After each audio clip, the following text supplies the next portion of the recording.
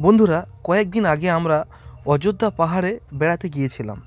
পাহাড়ে উঠেই চোখে পড়ল এক সুন্দর ও মানবিক দৃশ্য।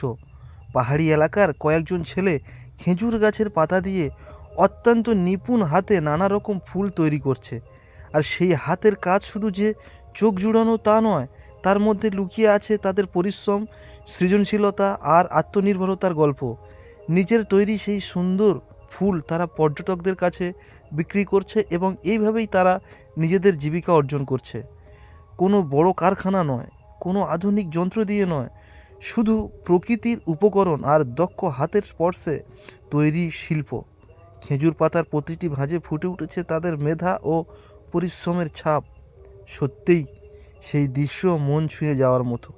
পাহাড়ের নিসর্গের মাঝে এই ছোট্ট উদ্যোগ আমাদের মনে করিয়ে দেয়, পরিশ্রম আর সৃজনশীলতা থাকলে সীমিত সম্পদ দিয়ে সুন্দর কিছু গড়ে তোলা যায়।